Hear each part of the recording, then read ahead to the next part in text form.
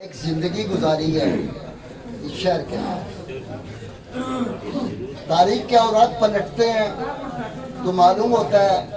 کہ 1848 کے اندر جو سٹی جو علاقہ ڈویژن کا درجہ رکھتا تھا، 1852 کے اندر جو ڈسٹرکٹ کا درجہ رکھتا تھا، جو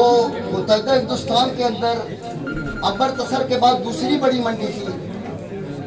آج اس کی حالت دیکھتے ہیں تو بے ساختہ یاد آتا ہے کہ راہوں میں اٹھ رہی ہے لوٹی محفلوں کی دھول، عبرت سرائے دہر ہے اور ہم ہیں دوستوں۔ تو پوزیشن یہ ہے سر، اس کی زبوں والے کی اصل وجہ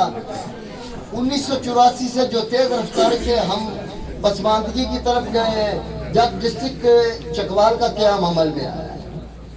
اس میں سب سے بڑی زیادتی ہمارے ساتھ یہ بین الاقوامی قانون کے مطابق بھی جو علاقے اترائی میں یہ ڈھلوانی کی طرف ہوتے ہیں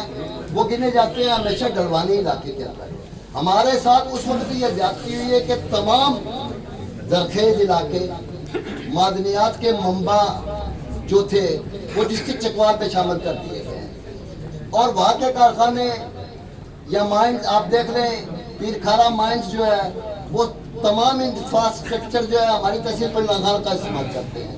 سڑکیں ہوں، پانی ہو یا دیگر جو بھی چیزیں ہوں، بجلی ہو، سب ہماری استعمال ہوتی ہیں، لیکن اس کا را میٹیریل یعنی کہ اس مائننگ ایریا کو چکوال کے اندر گنا جاتا ہے۔ یہی آپ کے سامنے غریبال فیکٹری بھی ہے، تو اس کا گیٹ اگر پنڈلان خان کے اندر ہے تو گیٹ سے پیچھے کا حصہ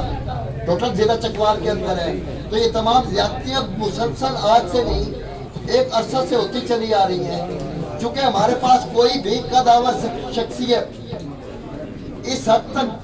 تیل لے کر اس علاقے کے لیے کام نہیں کر سکی، یا انہوں نے کوشش کی ہے تو ان کا اتنا قد بھی نہیں تھا کہ وہ نہ کر سکے۔ ہم آپ سے اب امید کرتے ہیں کہ یہ مین مسئلے ہیں